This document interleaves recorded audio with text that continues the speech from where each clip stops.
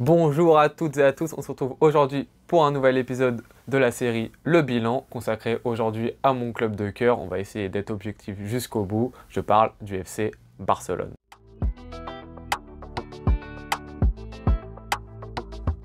Qu'est-ce qui s'est passé au niveau du mercato pour le FC Barcelone? On a eu beaucoup de changements et beaucoup d'arrivées. Voilà, après une année très compliquée en termes d'effectifs, où on a vu des jouglates, etc. être titulaires, beaucoup de joueurs de la réserve. On se devait d'acheter voilà, les leviers, les fameux leviers, on les a activés.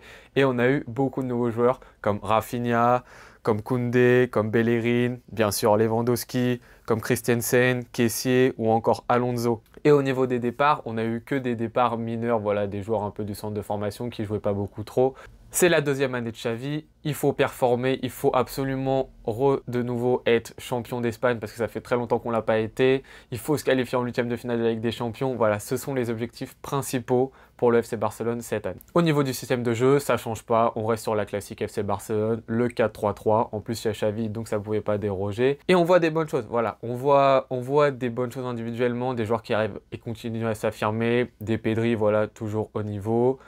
Un Baldé qu'on voit de plus en plus, qui est le jeune joueur et qui est le joueur un peu, pour moi, surprise de ce début de saison pour le FC Barcelone. On a Ousmane Dembélé aussi qui est très performant, qui continue sur sa lignée de 2022 et qui est très bon. Gavi aussi qui continue à être là, on le voit de plus en plus. On a Koundé qui s'est très bien acclimaté à l'équipe. Et à ce niveau-là, voilà, au niveau du jeu, c'est bien.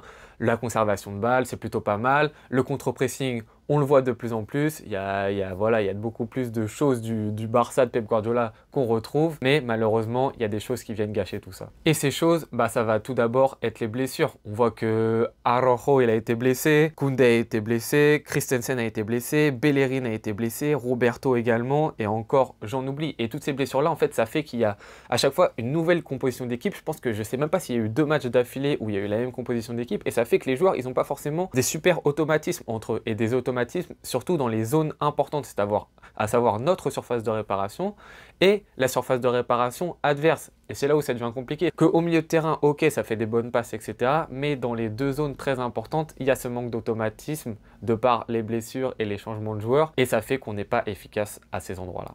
En plus de ce problème de blessure, il y a aussi le problème, on l'a cité de nombreuses fois, des anciens qui étaient toujours là, Busquets qui est toujours là malgré un rendement qui est très faible, Alba qui est toujours là malgré par-ci, par-là contre des équipes un peu de second tableau, des bons matchs, et Piqué qui a coûté cher, bon là qui a pris sa retraite, mais voilà, est-ce qu'il aurait pas dû la prendre un tout petit peu plus tôt? Ça aurait été peut-être un peu plus intéressant. Et le dernier problème, je trouve, pour le FC Barcelone, un problème qui n'a pas trop été cité, c'est le problème du troisième attaquant. À savoir que Lewandowski et Dembélé, bon à part Lewandowski en Ligue des Champions, mais ça j'en ai assez parlé, c'est très bon à un certain niveau. Le problème, c'est que l'autre attaquant que doit être soit Rafinha, soit Fati, soit Torres, il n'est pas au niveau. Et la chance d'avoir cet effectif-là et d'avoir quand même 3 joueurs qui sont potentiellement titulaires et 3 joueurs qui ont quand même une valeur qui est quand même assez importante, c'est que tu peux te dire, va y avoir une compétition entre ces 3 joueurs-là. Ils vont se battre pour avoir la place de titulaire. Et le fait de se battre, il va y en avoir un qui va ressortir, peut-être cette semaine-là il va être mieux, peut-être dans 2 semaines ça va être quelqu'un d'autre, etc. Le problème, c'est que ce troisième joueur-là, pour l'instant, il n'a pas été très bon. Il n'est pas forcément au niveau et ça nous permet pas de trouver une autre alternative que Dembélé pour créer la différence offensivement et ça c'est un peu le problème.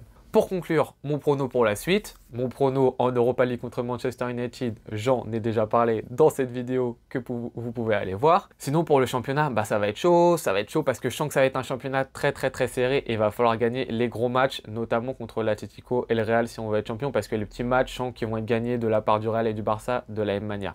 Là le problème c'est que Lewandowski, il est suspendu pour les 3 premiers matchs après la Coupe du Monde. Est-ce que ça va le faire? Parce que des numéros 9, on n'en a pas d'autres à part lui, peut-être Fati, mais c'est pas pour l'instant un vrai numéro 9. Ça va être compliqué. Mais je me dis que voilà, le championnat quand même, le Barça peut le faire et surtout le Barça a l'obligation de le faire parce que là sinon ça ferait je pense 4 ans qu'on n'a pas été champion après ça et là ça devient très compliqué. Surtout après les achats de nouveaux joueurs comme ça. Voilà, si on n'est pas champion à la fin, je pense que ça peut imploser. Donc il faut absolument être champion et finalement, j'y crois pas mal.